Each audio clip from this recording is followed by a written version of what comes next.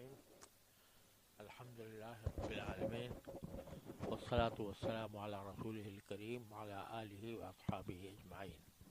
أما بعد، أعوذ بالله من الشيطان الرجيم. بسم الله الرحمن الرحيم. طه ما أنزلنا عليك القرآن لتشقى إلا تذكرة لمن يخشى تنزيلا ممن خلق الأرض والسماوات العلى. الرحمن على العرش استوى، له ما في السماوات وما في الأرض وما بينهما وما تحت الثرى. وإن تجهر بالقول فإنه يعلم السر وأخفى. الله لا إله إلا هو له الأسماء الحسنى. وهل أتاك حديث موسى إذ رأى نارا فقال لأهلهم كثوا إني آنست نارا لعلي آتيكم منها بقبس أو أجد على النار هدى. فلما أتاها نودي يا موسى إني أنا ربك فاخلع عليك إنك بالوادي المقدس طوى. وأنا اخترتك فاستمع لما يوحى إنني أنا الله لا إله إلا أنا فاعبدني وأقم الصلاة لذكري. إن الساعة آتية أكاد أخفيها لتجزى كل نفس بما تسعى فلا يصدنك عنها من لا يؤمن بها واتبع هواه فتردى. یہاں سے سورہ طٰہٰ شروع ہو رہی ہے اور یہ مکی صورت ہے جو ابتدائے اسلام ہی میں نازل ہو گئی تھی، اور مستند روایتوں میں ہے کہ حضرت فاروق اعظم رضی اللہ تعالیٰ عنہ کے اسلام کا سبب بھی یہی صورت بنی۔ ان کی بہن حضرت فاطمہ اور بہنوئی حضرت سعید ابن زید رضی اللہ تعالیٰ عنہ جو عشرہ مبشرہ میں سے ہیں، وہ اسلام لا چکے تھے، لیکن حضرت عمر اسلام نہیں لائے تھے۔ تو ایک ان کے جو بہن اور بہنوئی تھے وہ خفیہ طور پر اسلام لائے تھے اور خفیہ انداز میں عبادت کیا کرتے تھے۔ حضرت عمر رضی اللہ تعالی عنہ ایک مرتبہ اس ارادے سے نکلے اعوذ باللہ کہ نبی کریم سرور عالم صلی اللہ علیہ وسلم کو قتل کریں۔ اتنے میں راستے میں کوئی صاحب ملے جن کا نام نعیم ابن عبداللہ بتایا جاتا ہے، تو انہوں نے حضرت عمر سے پوچھا کہ کہاں جا رہے ہو تلوار لے کر؟ تو حضرت عمر نے کہا کہ میں اس گمراہ شخص کا کام تمام کرنے کے لیے جا رہا ہوں جس نے قریش میں تفرقہ ڈال دیا ہے، یہ نبی کریم سرور عالم صلی اللہ علیہ وسلم۔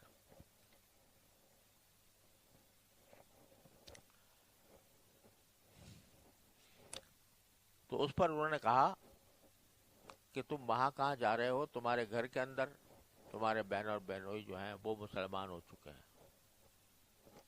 تو یہ غصے کی حالت میں گھر آئے تو دیکھا حضرت خباب ابن ارت رضی اللہ تعالیٰ عنہ ان کی بہن اور بہنوئی کو قرآن کریم کی تعلیم دے رہے ہیں۔ حضرت عمر ابن خطاب نے جب یہ بات سنی کہ تو فرمایا کہ مجھے پتہ چلا ہے کہ تم لوگ مسلمان ہو گئے ہو، اور یہ کہہ کر اپنے بہنوئی پر ٹوٹ پڑے اور ان کی فاطمہ رضی اللہ تعالیٰ عنہ جو بہن تھی، وہ جو حضرت عمر کی، وہ شوہر کو بچانے کے لیے کھڑی ہوئیں، حضرت عمر نے ان کو بھی زخمی کر دیا۔ تو اس وقت بہنوئی نے اپنے اسلام کا واضح اعلان کیا اور کہا کہ ہم مسلمان ہو چکے ہیں، اور کتنا بھی ہم پر تشدد کرو، ہم ایمان سے باز نہیں آنے والے ہیں۔ ہمشیرہ اتنی زخمی ہو گئی تھی کہ ان سے خون جاری تھا۔ اس حالت میں حضرت عمر کو کچھ ندامت ہوئی کہ میں نے اپنی بہن کو اتنا مارا، تو اس پر کہا کہ مجھے وہ دکھاؤ جو تم تلاوت کر رہی تھی۔ تو ایک صحیفہ ان کے پاس تھا جس میں سورہ طٰہٰ کی آیات تھیں، تو وہ جب انہوں نے پڑھی تو اس کو دیکھ کر وہ مبہوت رہ گئے، اور اس کے بعد اللہ تعالیٰ نے ان کے دل میں ایمان ڈالا اور پھر وہ مسلمان ہوئے۔ اور جب مسلمان ہوئے تو حضرت فاطمہ رضی اللہ تعالیٰ عنہ جو ان کی بہن تھی، انہوں نے ان کو غسل بھی کرایا، اور غسل کرا کر وہ صحیفہ پڑھوایا تھا۔ تو اس کے بعد سے حضرت عمر اللہ تبارک و تعالیٰ نے کی فضل و کرم سے اسلام کے دائرے میں داخل ہوئے، اور نبی کریم صلی اللہ علیہ وسلم کی یہ دعا قبول ہوئی جو آپ نے مانگی تھی کہ 2 عمروں میں سے ایک عمر مجھے اسلام میں عطا فرما دیں۔ دوسرے عمر سے مراد ابو جہل تھا، اس کو توفیق نہ ہوئی، حضرت عمر کو توفیق ہو گئی۔ تو اس روایت سے یہ بات معلوم ہوتی ہے کہ سورہ طٰہٰ بالکل اس زمانے کی ہے جبکہ ابھی حضرت عمر بھی مسلمان نہیں ہوئے تھے۔ یہ سورت میں طٰہٰ سے شروع ہوئی ہے، اور بات جو جمہور مفسرین نے کہی ہے وہ تو یہی ہے کہ یہ انہی حروف میں سے ہے جو مقطعات مختلف صورتوں کے شروع میں آئے ہیں، اور ان کے حقیقی معنی سوائے اللہ تعالیٰ کے کوئی نہیں جانتا۔ لیکن بعض روایات میں یہ آیا ہے کہ یہ در حقیقت حضرت نبی کریم صلی اللہ علیہ وسلم کے اسماء میں سے ایک نام ہے طٰہٰ۔ حروف مقطعات میں سے 2 ناموں کے بارے میں بعض مفسرین کا کہنا یہ ہے کہ یہ حضور اقدس صلی اللہ علیہ وسلم کے اسماء گرامی میں سے ہے، ایک طٰہٰ اور ایک یاسین۔ یہ شروع ہو رہی ہے سورت اس جملے سے کہ ما انزلنا علیک القرآن لتشقی، ہم نے تم پر قرآن اس لیے نازل نہیں کیا کہ تم تکلیف اٹھاؤ۔ اس کے شان نزول میں حضرات مفسرین نے یہ روایت نقل کی ہے کہ جب شروع میں نبی کریم صلی اللہ علیہ وسلم کو تہجد کا حکم ہوا تھا یا تہجد آپ کے لیے مشروع کی گئی تھی، تو بعض اوقات آپ ساری رات کھڑے ہو کر عبادت فرماتے تھے، یہاں تک کہ پاؤں مبارک پر برم بھی آ جاتا تھا۔ تو اس آیت میں یہ فرمایا گیا کہ اتنی تکلیف اٹھانے کی ضرورت نہیں ہے جتنی آپ اٹھا رہے ہیں، اور تشقا کا جو لفظ ہے اصل میں شقاوت سے نکلا ہے، شقی یا یشقا شقاوتن یا شقاءن، تو اس کے لفظی معنی ہوتے ہیں زیادہ تکلیف اٹھانا، کسی چیز کا انجام برا ہونا، یہ سب اس کے مفہوم میں داخل ہے۔ تو اس کے ایک معنی تو یہ ہے، جیسا میں نے ابھی عرض کیا، کہ جتنی تکلیف آپ عبادت میں اٹھا رہے ہیں اتنی تکلیف اٹھانے کی ضرورت نہیں ہے، اور اسی معنی کو زیادہ تر مفسرین نے ترجیح دی ہے۔ اور اسی سے یہ بات معلوم ہوئی کہ کہ اللہ جل جلالہ نے جو دین نبی کریم سرورت عالم صلی اللہ علیہ وسلم کے واسطے سے اس امت کے لیے بھیجا، اس میں ضرورت سے زیادہ محنت کو پسند نہیں کیا گیا، ضرورت سے زیادہ تکلیف اٹھانے کو پسند نہیں کیا گیا۔ اسی لیے بعض صحابہ کرام رضی اللہ تعالی عنہم جو دن بھر روزے رکھتے اور رات بھر تراویح میں کھڑے، وہ تہجد میں کھڑے رہتے، ان پر نبی کریم صلی اللہ علیہ وسلم نے ان کو فرمائش کی اور یہ بتایا کہ تمہارے نفس کا بھی تم پر حق ہے۔ تو دین کی ایک بہت بڑی خصوصیت یہ بیان فرمائی گئی ہے اس آیت میں کہ یہ لوگوں کو تکلیف میں ڈالنے کے لیے پیدا نہیں آیا۔ یہاں یہ سمجھنا چاہیے کہ دو چیزیں الگ الگ ہیں۔ ایک ہے جد و جہد، کوشش، یہ تو شریعت کا تقاضا ہے، کوشش کے بغیر دین کا کوئی کام نہیں ہو سکتا۔ اسی لیے فرمایا گیا الذین جاہدوا فینا لنہدینہم سبلنا، جو لوگ ہمارے راستے میں جہد یعنی کوشش کرتے ہیں تو ہم ان کو اپنے راستوں تک پہنچا دیتے ہیں۔ اور اسی لیے جگہ جگہ جہاد کی فضیلت بیان ہوئی ہے۔ تو یہ کوشش، جہاں تک کوشش کا تعلق ہے، چاہے اس کوشش میں تھوڑی بہت انسان کو اپنے نفس پر زور دینا پڑے، لیکن وہ مطلوب ہے شریعت میں۔ دوسری چیز ہے مشقت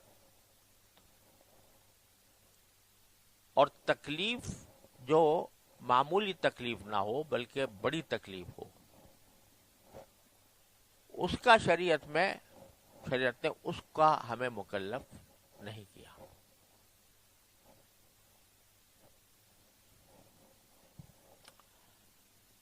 تو کوشش کے مکلف ہیں لیکن بہت زیادہ تکلیف اٹھانے کے مکلف نہیں۔ اسی وجہ سے ان صحابہ کرام کو روکا گیا، اور اسی لیے قرآن کریم فرمایا ما جعل علیکم فی الدین من حرج وَيُرِيدُ اللَّهُ بِكُمُ الْيُسْرَ وَلَا يُرِيدُ بِكُمُ الْعُسْرَ۔ اللہ تم سے آسانی چاہتا ہے، تمہیں مشقت میں ڈالنا نہیں چاہتا اور تنگی میں ڈالنا نہیں چاہتا۔ تو جہد یعنی کوشش اور کوشش کی محنت یہ تو مطلوب ہے، لیکن مشقت مطلوب نہیں ہے۔ اور اسی لیے یہ فرمایا گیا کہ جتنا جس چیز کا حکم دیا گیا ہے اسی حد تک اس کو محدود رکھو، اپنی طرف سے اس کو اتنا زیادہ آگے نہ بڑھاؤ جو تمہارے لیے تکلیف کا سبب بن جائے۔ اسی لیے حضرت عبداللہ بن عمرو بن عاص رضی اللہ تعالیٰ عنہ کو آپ نے ہر روز روزہ رکھنے اور ہر رات کھڑے رہنے اور نہ سونے کے اوپر تنبیہ فرمائی۔ یہ بات اچھی طرح سمجھ لینی چاہیے کہ بعض لوگ یہ کہتے ہیں کہ چونکہ دین آسان ہے لہذا جو کچھ شریعت کے بعض احکام ہیں جن میں تھوڑی سی محنت کرنی پڑتی ہے اس کو یہ کہہ کر ٹال دیتے ہیں کہ دین تو آسان ہے، مولویوں نے مشکل بنا رکھا ہے۔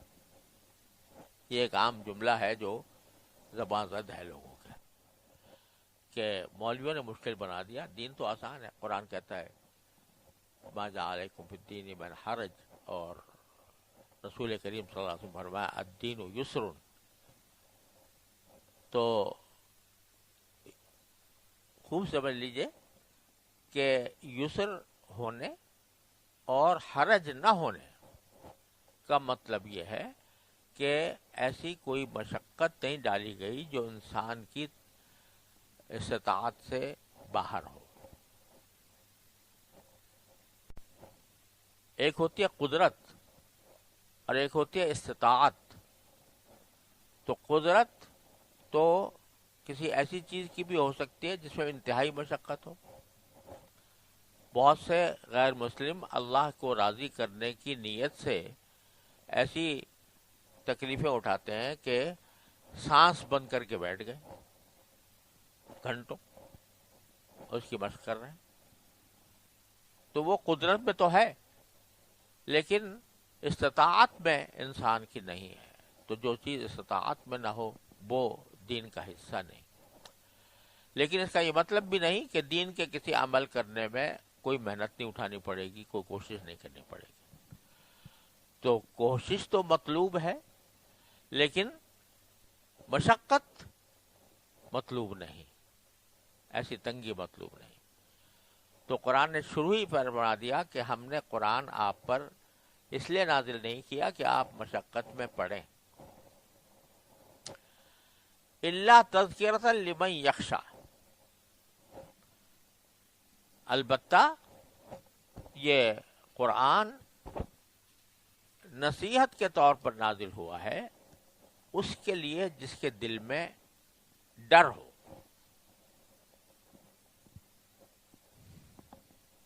اس کے لیے نصیحت ہے جو جس کے دل میں ڈر ہو. یہاں ڈر سے مراد یہ ہے کہ جس کے دل میں یہ فکر ہو کہ میں اپنی زندگی کو ٹھیک بناؤں. جب یہ فکر ہوگی تو اس وقت میں کوئی نصیحت اس کو کرے گا تو کارگر ہوگی. اور اگر انسان غفلت میں ہے, اس کو یہ خیال ہی نہیں آتا کہ مجھے کچھ اپنی اصلاح کرنی ہے, تو اس کو ہزار نصیحتیں کرتے جائیں آپ لیکن کوئی فائدہ نہیں ہوتا. تو اسی لیے جو پہلا کام ہوتا ہے داعی کا وہ طلب پیدا کرنا ہوتا ہے کہ وہ اس کے دل میں فکر پیدا کرے. اور فکر جب پیدا ہوتی ہے تو پھر اس کو جو نصیحت کی جاتی ہے وہ کارآمد ہوتی ہے. اور بعض حضرات مفسرین نے اس آیت کی تفسیر کرتے ہوئے فرمایا کہ اصل خشیت جو ہے جس کا ذکر ہے وہ تو علماء کو حاصل ہوتی ہے. انما یخشی اللہ من عبادہ العلماء, علماء کو حاصل ہوتی ہے خشیت دہی معنی میں صحیح فکر. کیوں؟ اس لیے کہ جس شخص کو کسی چیز کی اہمیت کا ادراک ہی نہیں, وہ کیسے اس کو فکر ہوگی. جب اس کو اہمیت نہیں سمجھتا تو پھر اس کے دل میں کیسے فکر پیدا ہوگی, اور فکر جب پیدا نہیں ہوگی تو نصیحت بھی کارگر نہیں ہوگی. لہذا خشیت پیدا کرنے کے لیے کسی درجے کے علم کی ضرورت ہے. یہ علم کہ ایک دن مجھے اللہ کے سامنے پیش ہونا ہے, یہ کم از کم یہ علم ہو تو وہ فکر پیدا کرے گا کہ جب اللہ کے سامنے پیش ہوں گا تو میں کیسے اپنے اعمال کا کیسے جواب دوں گا.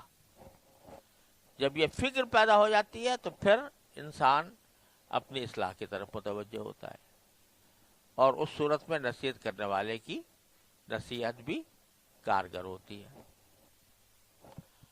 تو قرآن یہ کہہ رہا ہے کہ ہم یہ لائے ہیں یہ نصیحت ان لوگوں کے لیے جو خشیت رکھتے ہیں. اور یہاں حافظ ابن کثیر رحمۃ اللہ علیہ نے ایک حدیث بھی مرفوع بھی روایت کی ہے جو اہل علم کے لیے بشارت بھی ہے, اور ساتھ ساتھ اس سے کوئی دھوکے میں بھی نہیں پڑنا چاہیے.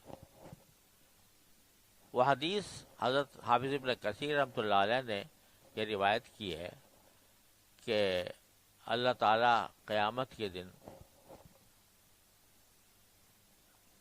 علماء کو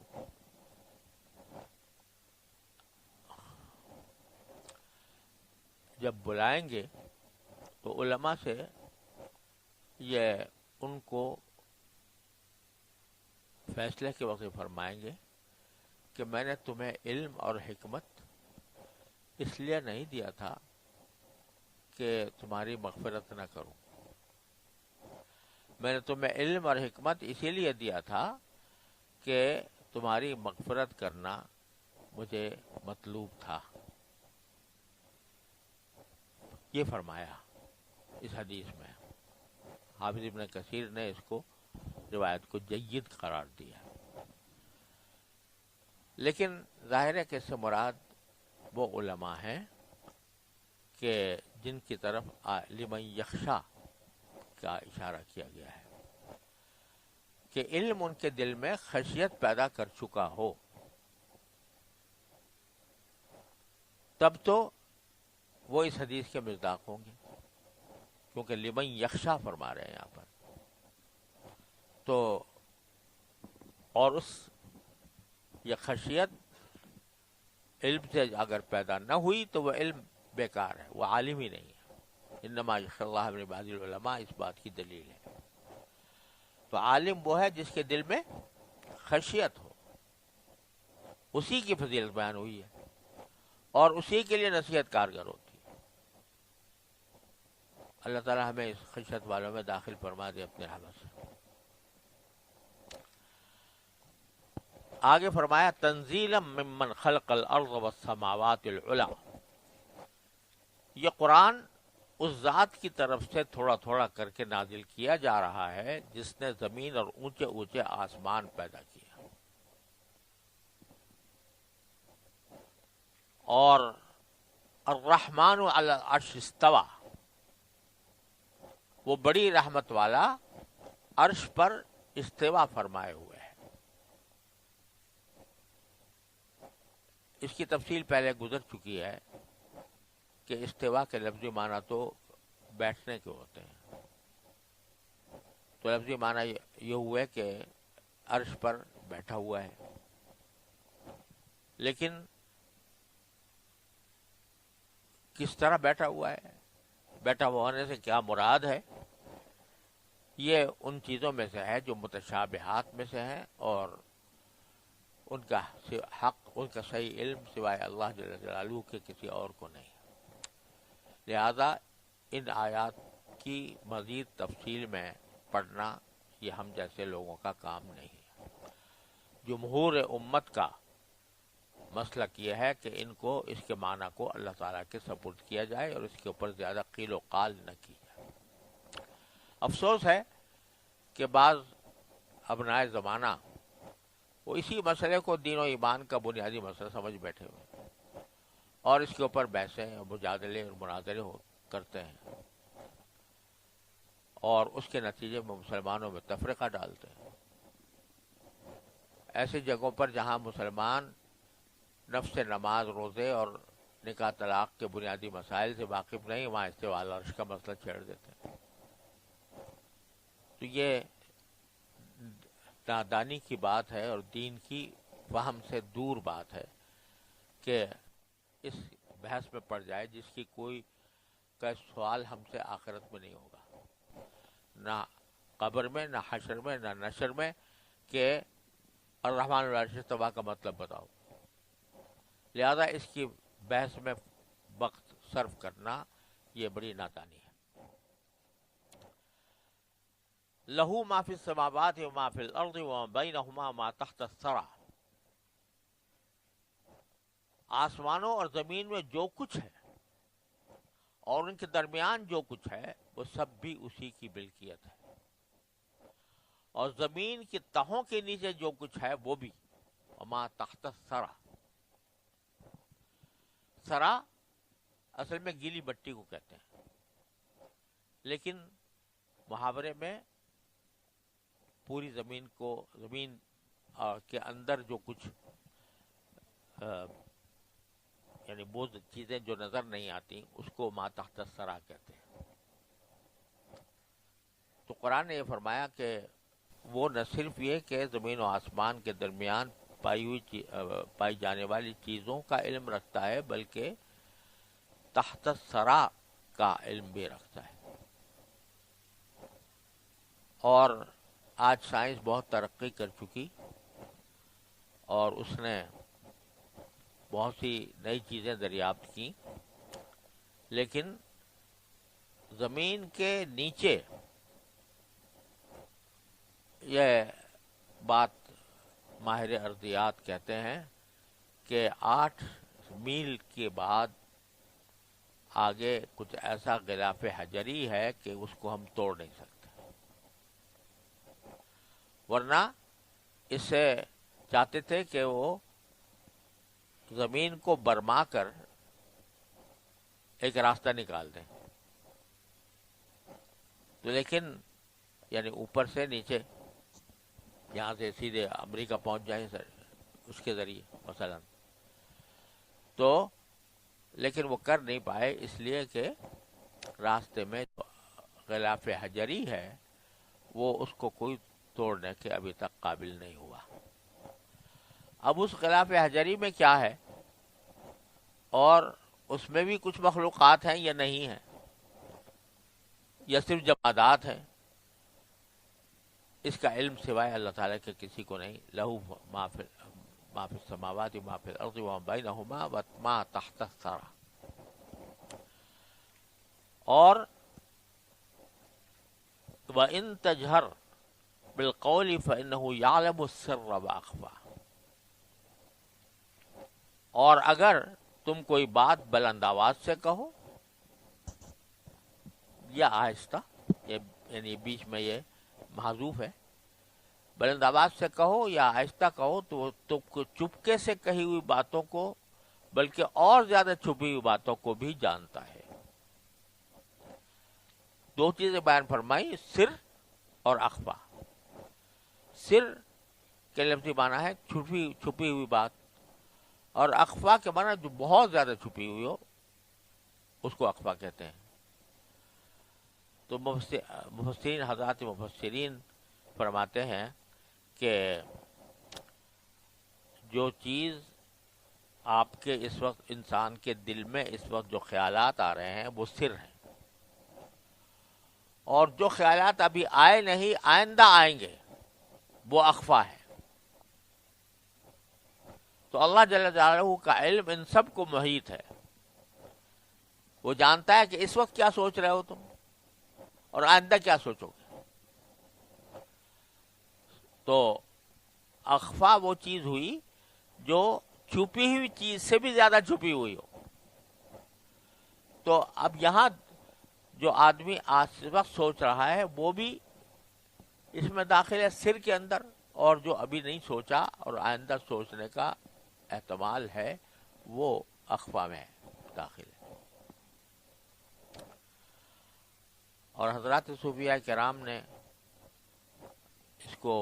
اس اصطلاح کو لیتے ہوئے جو اپنے قلب کی اصلاح کے لیے جو طریقے مقرر کرتے ہیں، تو اس میں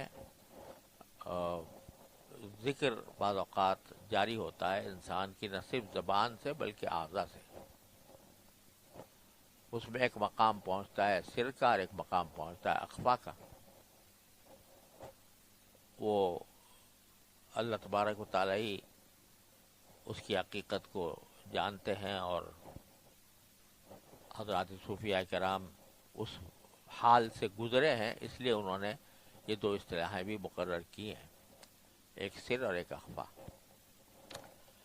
لیکن ہم جیسے عام آدمیوں کے لیے اتنا ہی کافی ہے کہ ہمیں ذہن میں بات رہے کہ ہمارے ہر خیال کا علم باری تعالیٰ کو ہوتا ہے، اگرچہ اللہ تبارک و تعالیٰ غیر اختیاری خیالات پر کوئی مواخذہ نہیں فرماتے، لیکن اگر کوئی دل میں خیال پیدا کیا جائے اور وہ خیال اچھا نہ ہو تو یہ پہلا قدم ہوتا ہے اللہ بچائے گناہ کی طرف۔ لہذا اپنے خیالات کا رخ جو ہے وہ طاعات کی طرف رکھنا یہ ضروری ہے، کیونکہ اگر طاعات کی طرف نہیں رکھو گے اپنے خیالات کو تو خانہ خالی را دیو میں گیرت، جو خالی پڑا ہوا گھر ہوتا ہے اس پر جنات قبضہ کر لیتے ہیں۔ تو اگر اپنے خیالات کو اللہ جل جلالہ کی طرف متوجہ نہ کیا، طاعات کی طرف متوجہ نہ کیا، اور خیالات کی رو جو ہے وہ صرف دنیاوی منافع اور دنیاوی لذتوں کی طرف مڑی رہی، تو وہ خانہ خالی کو وہ دیو اٹھا کے لے جائے گا۔ شیطان جو ہے وہ اس کو ایسی طرف لے جائے گا جو اللہ بچائے ہلاکت کا راستہ ہے۔ اس لیے یہ فرمایا گیا کہ اپنے خیالات کو بھی درست رکھنے کی کوشش کرو۔ انسان ہر وقت کچھ نہ کچھ سوچتا رہتا ہے، کوئی لمحہ بھی سوچنے سے خالی نہیں ہوتا، لیکن عام طور سے سوچ اس چیز کی ہوتی ہے جس کی طرف رغبت زیادہ ہو، جس کی اہمیت زیادہ ہو، جس کی فکر زیادہ ہو۔ تو عام طور سے چونکہ فکر بھی زیادہ دنیا کی ہے، شوق بھی دنیا کا ہے، رغبت بھی دنیا کی ہے، تو خیالات کی رو اسی طرف چلتی رہتی ہے۔ صبح سے شام تک ہم اسی قسم کی باتیں سوچتے رہتے ہیں، حالانکہ بسا اوقات سوچنے سے کچھ فائدہ ہوتا نہیں۔ لیکن اگر اللہ جل جلالہ کی عظمت، اس کی قدرت، اس کی رحمت جو ہم پر ہر آن بارش کی طرح برس رہی ہے، ہماری آنکھوں کے ذریعے، ہمارے کانوں کے ذریعے، ہمارے منہ کے ذریعے، ہماری زبان کے ذریعے، ہماری صحت کے ذریعے، ہمارے جسم کے اندر جو کارخانہ اللہ تبارک و تعالیٰ نے لگا رکھا ہے اس کے ذریعے، تو جب آدمی اس کی طرف متوجہ ہو اور کائنات میں جو پھیلی ہوئی نشانیاں اللہ تعالیٰ بار بار بیان فرماتے ہیں ان کی طرف توجہ ہو، تو پھر خیالات کی رو بھی، اس کا رو کا رخ بھی مڑے گا، اور وہ رو کا رخ مڑے گا کس کی طرف؟ اللہ کی نعمتوں کی طرف، اللہ تعالیٰ کے انعامات کی طرف، اپنے وجود کے اندر جو اللہ تعالیٰ کی رحمتوں کے مظاہر ہیں ان کی طرف۔ جب ان کی طرف رخ مڑے گا تو پھر وہ انسان کا جو سر ہے وہ بھی طاعت بن جائے گا۔ اور یہ جو فرمایا گیا، کسی صحابی نے پوچھا کہ یا رسول اللہ کوئی افضل العمل کیا ہے، تو آپ نے فرمایا یکون لسانک رطبا بذکر اللہ، کہ تمہاری زبان اللہ کے ذکر سے تر رہے، یعنی چلتے پھرتے اٹھتے بیٹھتے تمہاری زبان پر اللہ کا ذکر ہو۔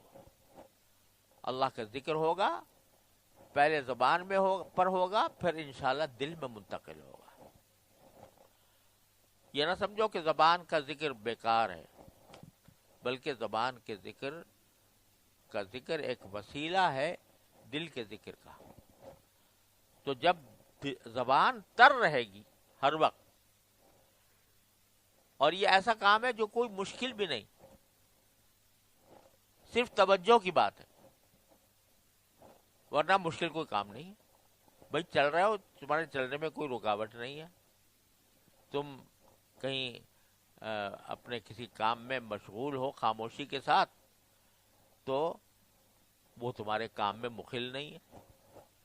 زبان ذکر سے تر ہے، تو پہلے زبان ذکر کی عادی بنتی ہے، تو پھر سوچ کا رخ بھی اللہ جل جلالہ کی طرف مڑتا ہے۔ جو چیز نظر آتی ہے اس میں اللہ کا جلوہ نظر آتا ہے۔ آدمی درخت دیکھتا ہے تو اس میں اللہ نظر آتا ہے، آدمی آسمان دیکھتا ہے تو اس کو اللہ نظر آتا ہے، آدمی سورج دیکھتا ہے تو اللہ نظر آتا ہے، چاند دیکھتا ہے تو اللہ نظر آتا ہے، کوئی عمارت دیکھتا ہے تو اللہ نظر آتا ہے۔ یہ کیفیت جو ہے یہ ہے کہ وہ سر ہمارا جو ہے وہ درست ہو جائے۔ جب سر درست ہوگا تو اخفا بھی درست ہوگا، یعنی جو خیالات اس وقت آ رہے ہیں وہ درست ہوں گے تو آئندہ آنے والے خیالات بھی درست ہوں گے. راستہ اس کا ذکر اللہ ہے اور اللہ تعالیٰ کی نعمتوں کے اس کا استحضار ہے, اس کا دھیان ہے.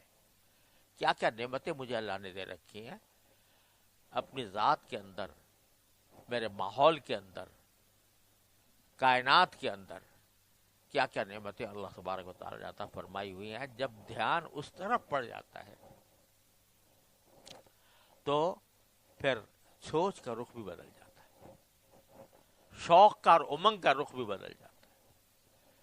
پھر امنگ یہ ہوتی ہے کہ میں اس کو خوش کروں, اس کی رضا حاصل کروں, اس کو اس کے سامنے جب پیش ہوں تو شرمندگی کی حالت میں پیش نہ ہوں.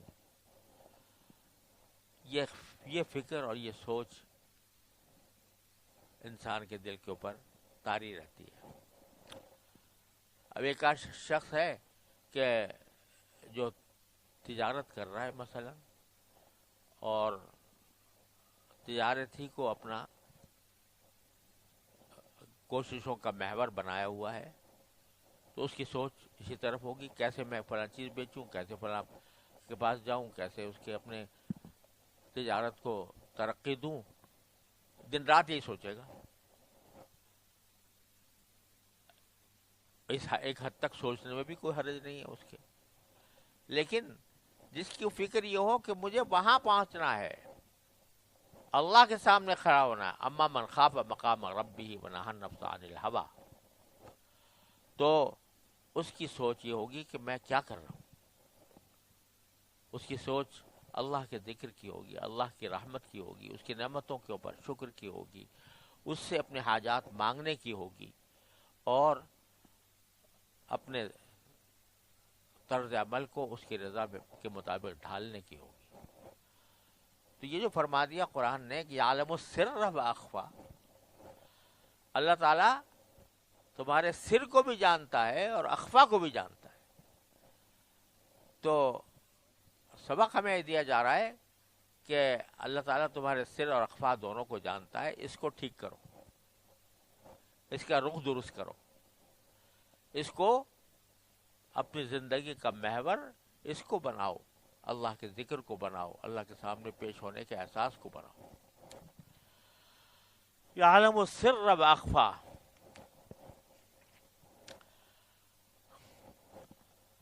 اللہ لا الہ الا هو لہ الاسماء الحسنى. اللہ وہ ہے کہ جس کے سوا کوئی معبود نہیں ہے, اور اسی کے اچھے اچھے نام ہیں. الاسماء الحسنى, اچھے اچھے نام ہیں. اب یہ جملہ خاص طور پر فرما دیا کہ اللہ تعالیٰ کے نام اچھے اچھے ہیں, الاسماء الحسنى ہے. تو بات تو یہ ہے کہ عام طور سے کسی کا جو نام رکھا جاتا ہے تو ایک ہی ہوتا ہے, اور کسی ایسی چیز کا نام رکھا جاتا ہے کہ جو نظر آنے والی ہو, آنکھوں سے اس کو دیکھ سکتے ہوں, تو اس کا نام رکھ دیتے ہیں کچھ, تاکہ دوسروں سے ممتاز ہو جائے. اللہ جل جلالہ کی ذات ایسی نہیں ہے کہ اس کو آنکھوں سے دیکھا جائے. وہ ایسی ذات ہے کہ جو انسان کے ادراک سے باہر ہے. ایسی لہذا اس کا جو نام ہے, نام سے تو آدمی کسی شخص کا تعین ہوتا ہے کہ یہ میں دیکھ رہا ہوں, ان کا نام محمد ہے, اس کا نام عبداللہ ہے, وہ میں اس کو اس سے پہچانتا ہوں. اللہ تعالیٰ کو ایسے نام کی ضرورت نہیں, کیونکہ اس کی ذات ہماری فکر کی پرواز سے بہت بلند و بالا ہے. لیکن یہ اسماء جو فرمایا کہ اچھے اچھے نام ہیں, ہمارے لیے فرما دیا کہ تم میرا کیا نام رکھو گے, تم مجھے کس طرح پکارو گے, تو تمہاری سہولت کے لیے ہم نے اپنے کچھ نام تجویز کر دیے ہیں کہ جب میں پکارو تو ان ناموں سے پکارو. اور یہ سارے اسما جو ہیں حسنہ ہیں. حسنہ ہونے کے معنی یہ کہ یہ اچھے ہیں، یعنی اللہ جل جلالہ کی صفات کے لحاظ سے وہ اللہ تعالیٰ کی وہ صفات اس میں مذکور ہیں جو سب اچھی ہیں. اب اچھی صفات میں کچھ کی اچھائی واضح ہے، جیسے رحمان، رحیم، رب، خالق، رزاق الی آخری. اور کچھ ایسی ہیں جن کی اچھائی جو ہے وہ تمہاری سمجھ میں آئے نہ آئے وہ ہے اچھائی، جیسے ذوالجلال والاکرام، ذوالجلال، اور جیسے قہار، جیسے یعنی منتقم، المنتقم. تو یہ تمہارے سمجھ میں اس کی اچھائی شاید نہ آئے، لیکن حقیقت نفس الامر کے اعتبار سے وہ اچھا ہی اچھا ہے، کیونکہ اس کا کوئی فعل حکمت سے خالی نہیں. اگر وہ کسی سے انتقام لے گا تو انتقام بھی اس کی حکمت کے عین مطابق اور حق ہوگا، وہ بھی اچھا ہوگا. تو اس کائنات میں جو کچھ ہو رہا ہے وہ اللہ تبارک و تعالیٰ کی مشیت سے، مشیت برحق سے ہو رہا ہے. لہذا اس کے سارے اسماء حسنہ ہیں. وہ نام اس لیے دیے گئے ہیں تاکہ ان ناموں سے تم اس کو پکارو، اور ان کو پکارو گے، ان ناموں سے پکارو گے تو وہ تمہاری سنے گا، ورنہ اس کو کسی نام کی حاجت ہے نہیں. تو اس سے ایک طرح سے باری تعالیٰ کی صفات کو حسنہ قرار دیا گیا ہے. اور اسی لیے حدیث میں آیا کہ من احصاها دخل الجنہ، جو ان ناموں کا احصاء کرے وہ جنت میں داخل ہوگا. احصاء کرنے کے ایک معنی یہ ہے کہ ان کو شمار کرے اور سب کو یاد کرے، اور دوسرے معنی اس کے علماء کرام نے یہ بتائے ہیں کہ اس میں جو صفات ایسی ہیں جو مخلوق کے لیے بھی مناسب ہیں، ان صفات کو حاصل کرنا، تو وہ بھی احصاء کے اندر داخل ہے. اللہ تبارک و تعالی رحیم ہے تو رحم کی صفت انسان اختیار کرے، رحمان ہے تو رحم کی صفت اختیار کرے.